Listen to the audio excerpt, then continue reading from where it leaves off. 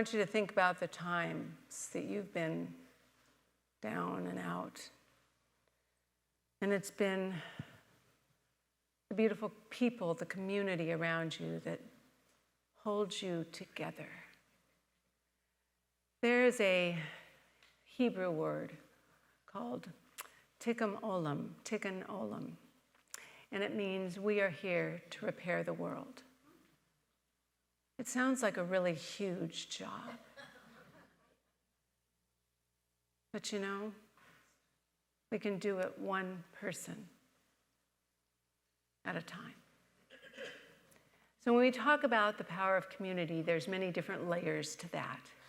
There's the community that can be the community of our little family, our friends, people that have the same interests, communities that come together to do good work together, the same spiritually based communities. Then we live in the community of the world. It was a Greek philosopher in 2020 AD, Diogenes, who said, "I am a citizen of the world." He didn't have as many people in his citizen community as we do now. But I'm a citizen of the world. And he said, we rely on each other. And when we can get to that understanding that we rely on each other, yes, it's wonderful that we can call on the phone, and it's wonderful we can use Zoom or social media, but the real connection comes from being together. And that's what we have here. Now, the reason we have an InSpirit community that's 24 years, that has had a few name changes throughout its life. We did have to go to City Hall, but anyway, name changes.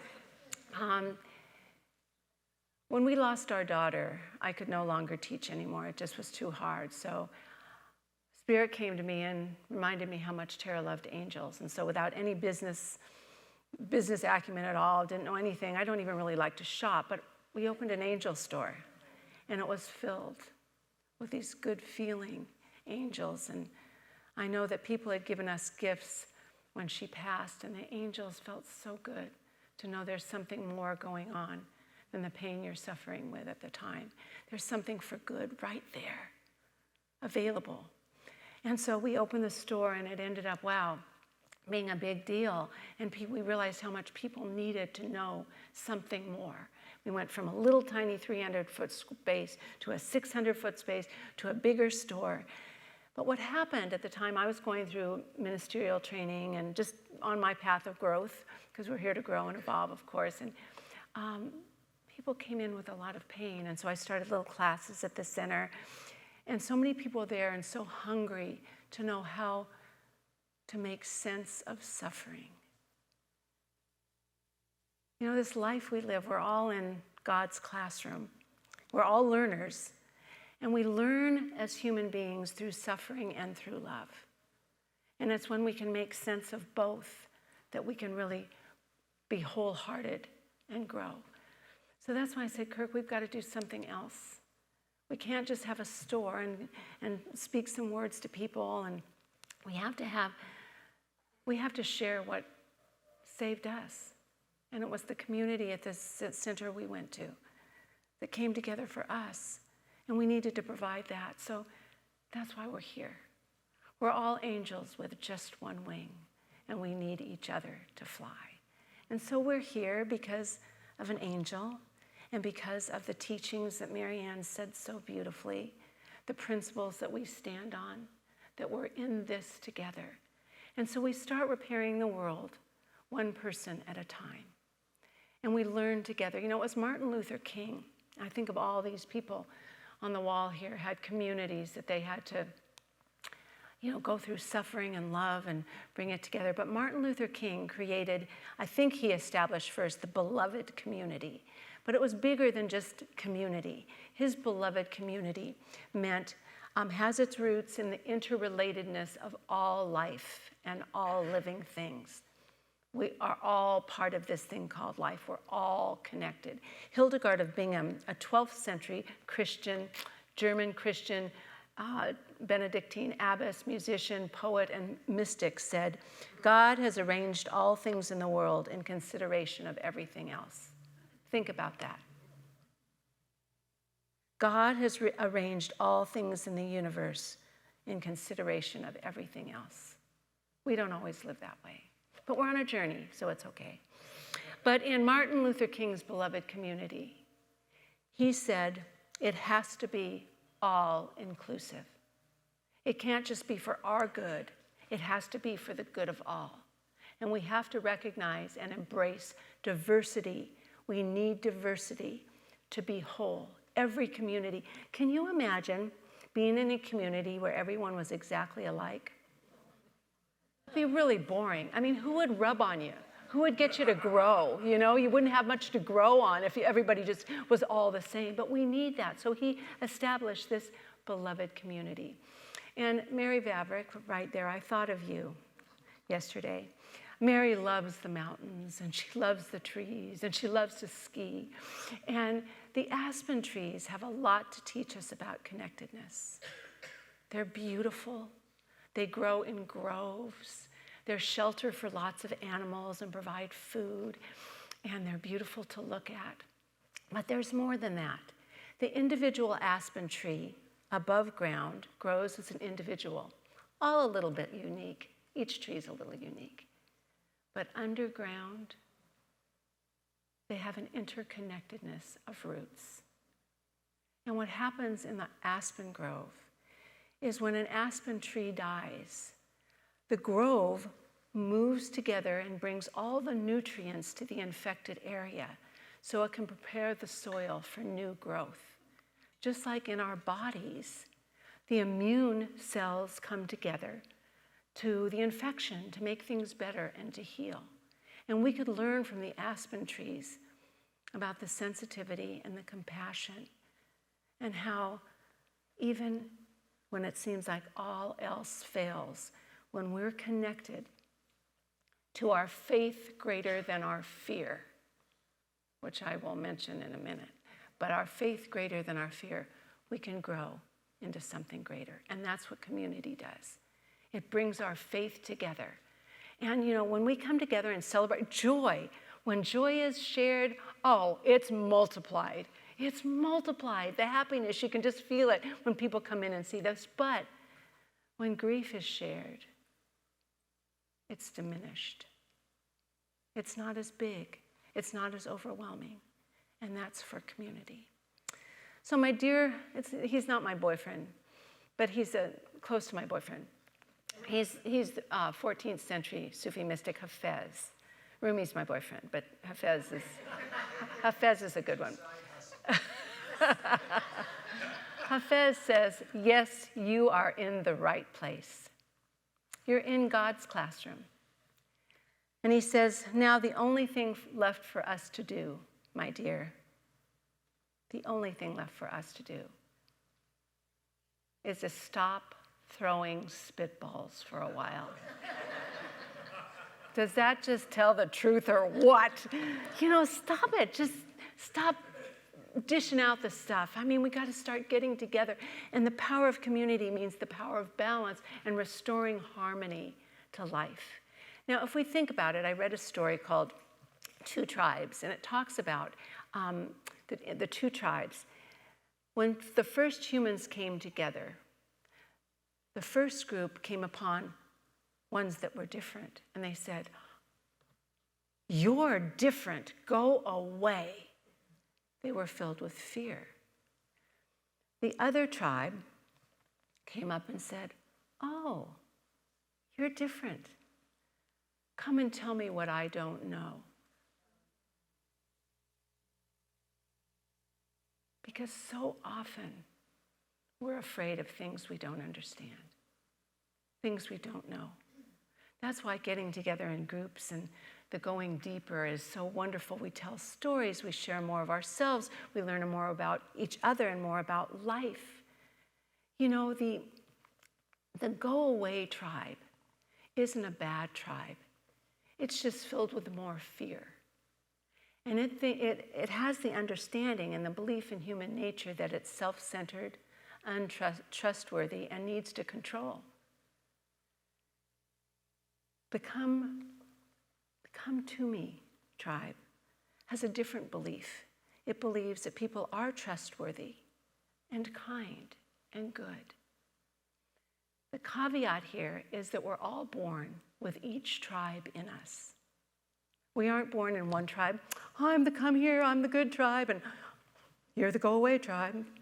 No, we've got it here. It's like Thich Nhat Hanh said, in each person, there is a seed of violence and a seed of peace. And when we ask which one will grow, you know the answer. It's the one we feed, the one we water, the one we nourish. And so we have to find a faith that is bigger than our fear. This world gets scary. And we learn through pain, and we learn through sorrow, and we learn through love, and we learn through beauty, and we learn through joy. But we have to find a faith that's bigger than our fear, because if we don't,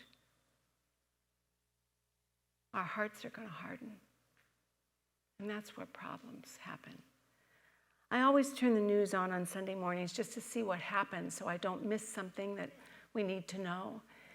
And I just happened to turn it on about another mass shooting.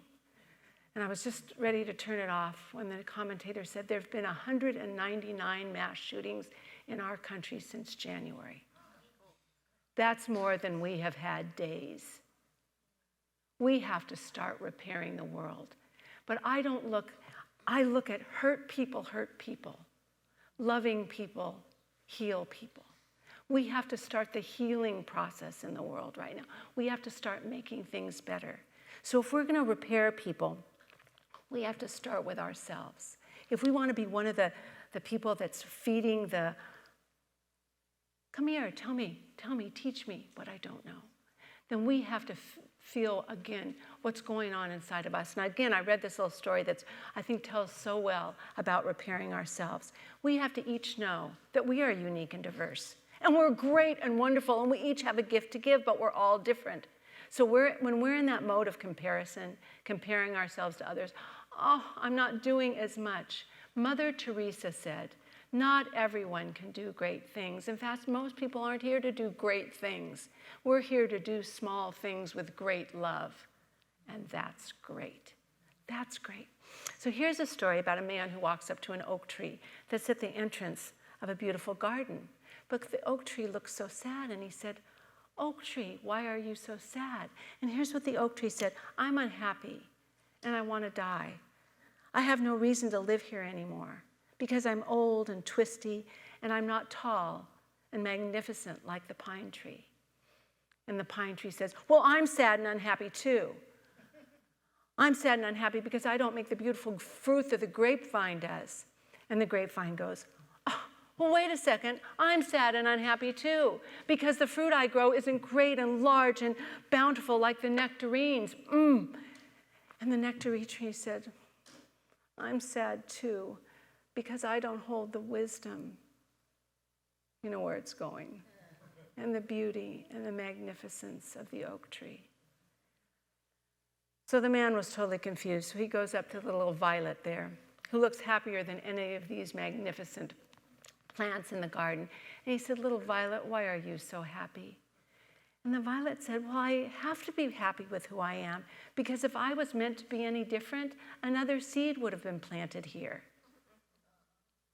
I'm here to be who I am and make the best of it." And that's for us too. We have to understand what we are divinely made, each and every person. And we're not perfect because we're learners, but we're perfect as we are, and we're growing.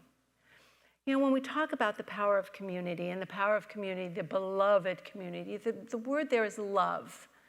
And love is designed, well, love, first of all, tends towards unity always. So the more we love, the more we'll be recognizing the oneness of all life in each other. But love also grows, just like the evolution. We talk about the spiral, upward spiral, that we're evolving in consciousness all the time, growing our mind and our hearts. But you know what? Our mind is a learner too, and it learns through dualistic thinking. It learns from right, wrong, good, bad, up, down, yes, no, surface, deep. It learns from all those things. But if we live from that place of dualistic thinking, we're not going to get very far. Mother Teresa also said, we will find no peace if we've forgotten we belong to each other. The pair of opposites keep us separate. Does right, definitely the opposite of community.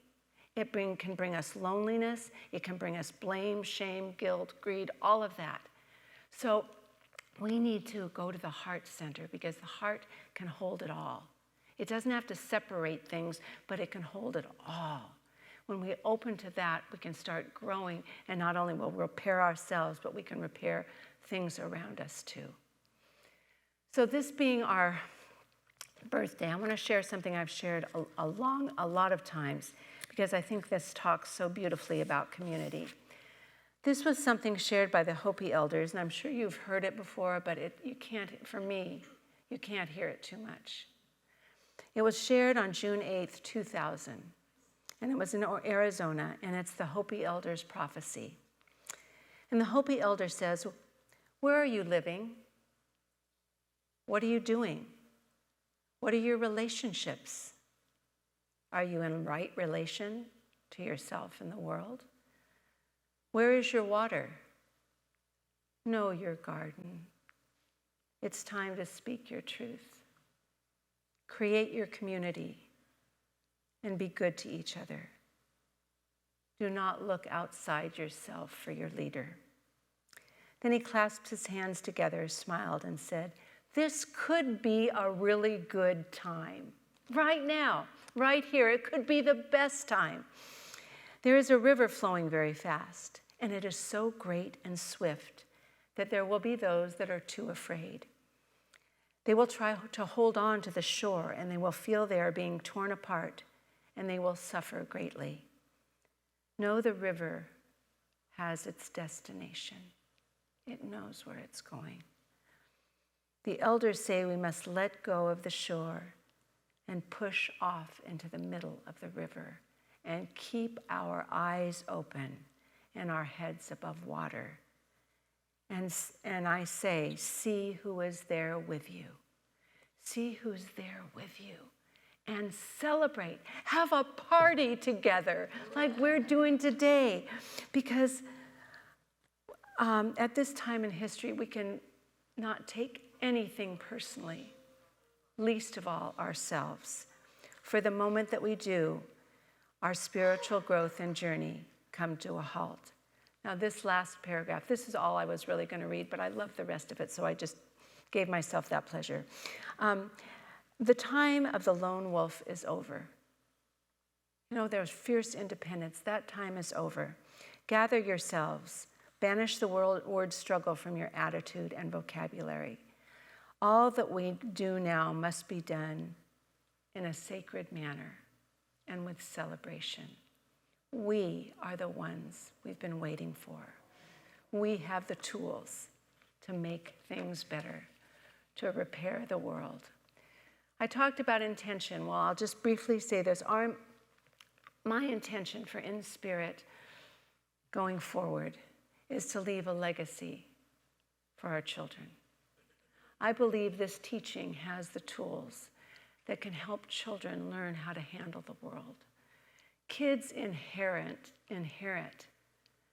the conflicts that we've created. They become theirs. We have to teach them how to use their mind and heart in a better way so they can make sense of the suffering and rejoice and grow in the love and the understanding. We need to do it all. We deserve to share that we live in one vast, interconnected universe. We're one, and we have the tools to make understanding and grow in a beautiful way. I want to close with a poem that I found, which I just was very touched. It reminds me very much of the poem at the front of the Science of Mind textbook, Peace Be With You, Stranger. But it was written by a man named Eugene Ruggles, who was a poet, a San Franciscan poet. And he said, every generation gets lost in the conflicts it inherits. It's imperative that we try and behold each other in a new light. And here's what Eugene Ruggles wrote. I have no enemies left. Only friends who are late. I have no enemies left. Only friends who are late. Come in. There is no lock. Hang your coat beside the fire and pull up a chair to its edge. We shall drink tea and clear the path, leading back to the heart's first address. You know where we came from. So kids, today especially, I ask us to leave here and don't throw spitballs. Send love notes, okay? Will you join me in sending love notes through a smile, a kind word, a hug, any way you want? Send love notes and we will do our work. Repair ourselves, repair the world, and help each other celebrate that life is inherently good. And so are we. And so it is. Yay. Thank you, thank you, thank you.